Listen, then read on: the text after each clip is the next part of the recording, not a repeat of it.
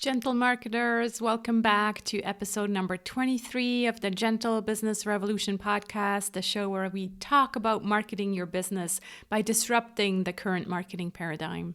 I'm Sarah Croce. I'm the host here, and you know that you're in the right place if you are a heart-centered entrepreneur who is looking for a better way to market your business. Or you are an entrepreneur who is tired of the traditional marketing model, the hypey stuff, and you are ready for a paradigm shift. Real quick, before I begin, while you listen to this episode, I'd love for you to go over to thegentlebusinessrevolution.com and download the Gentle Business Manifesto so you can read it later if you haven't already. No opt-in, just an invite to join the Gentle Revolution.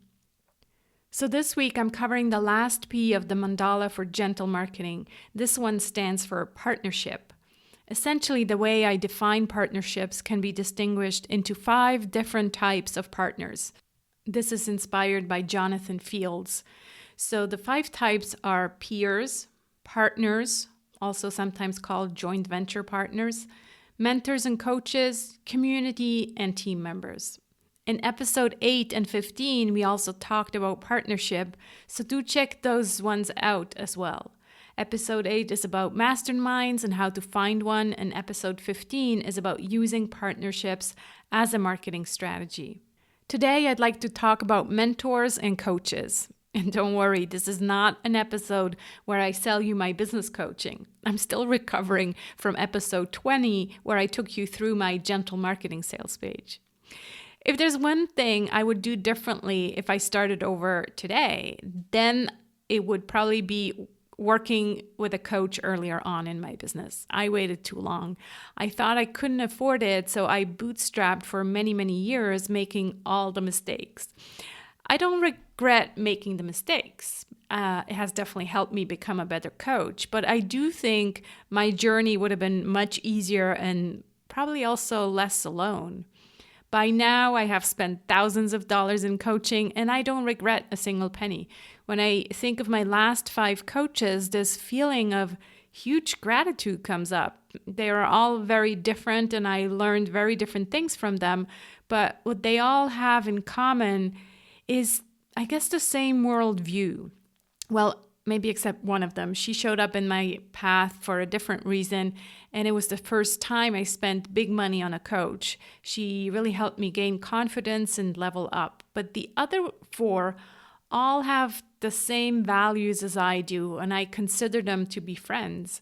Actually, my current coach, Jenny, she uses the term friendtor, which I think really fits. But looking for a coach for the first time can be a bit confusing. So I'd like to go through some of the questions that might help you get clarity.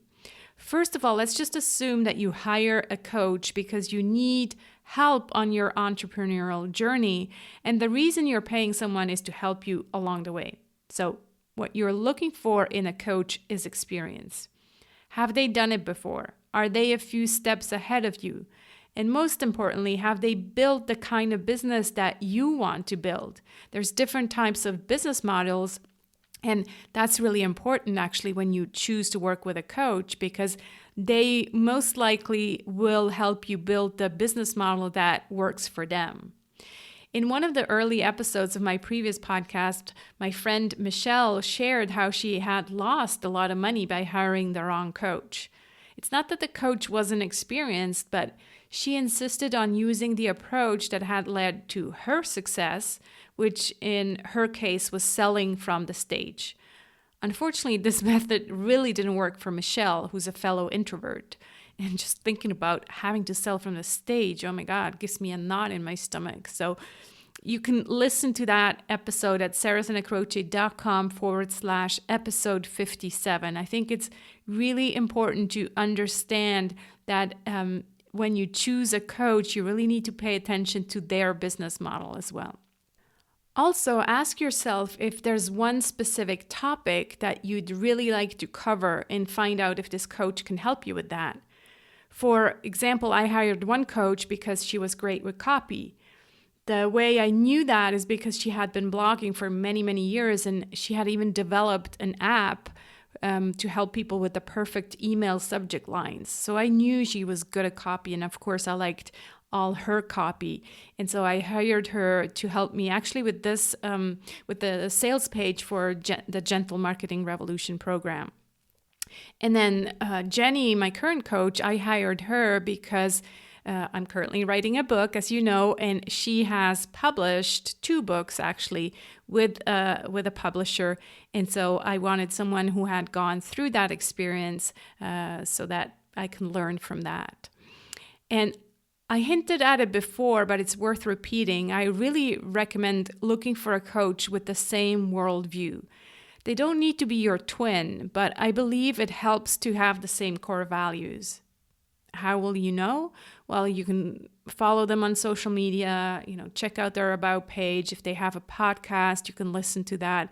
I mean, there's so many options nowadays to stalk someone before you, get on a call with them.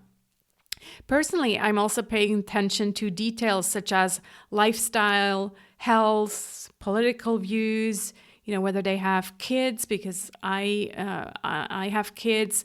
So really, all of these things matter. And I know that since I'm taking self-care, physical health, and mental health very seriously, so I'd expect the same thing from my coach.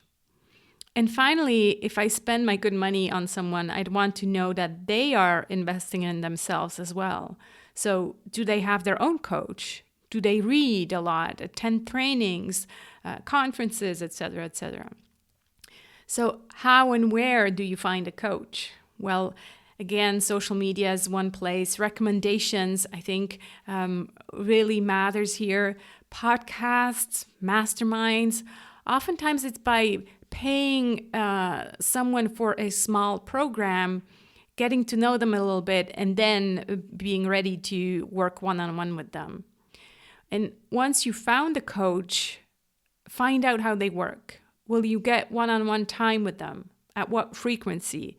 Is there a minimum engagement?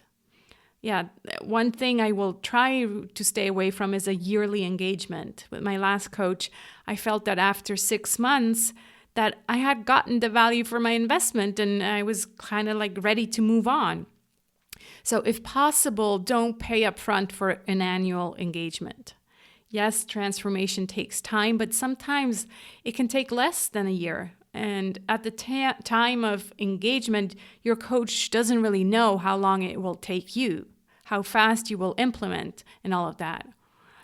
3 months minimum is pretty normal. 6 months makes sense. And anything beyond that, I'd rather rediscuss after the first 6 months are over. So there you have it. I hope these musings will help you decide when you're ready to hire your coach. And on that note, when is it time to hire a coach? As I said in the intro, I regret not hiring a coach in the early years. Of course, you don't want to be in a financially difficult situation, but if you can somehow afford it, even if it means tapping into your savings a little bit, then I really highly recommend investing before you feel ready money-wise.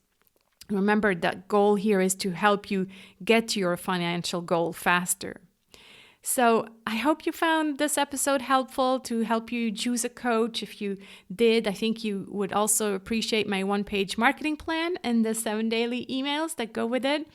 It will help you plan your marketing activities according to the 7 P's of the mandala for gentle marketing.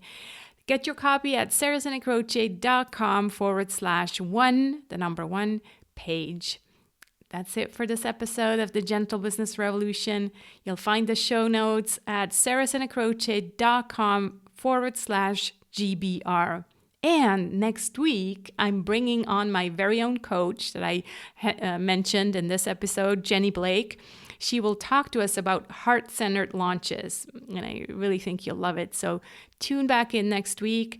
I hope you'll join me on this journey to a kinder marketing paradigm. Please invite your friends to join us by sharing this podcast or the Gentle Business Manifesto with them. Both can be found at thegentlebusinessrevolution.com.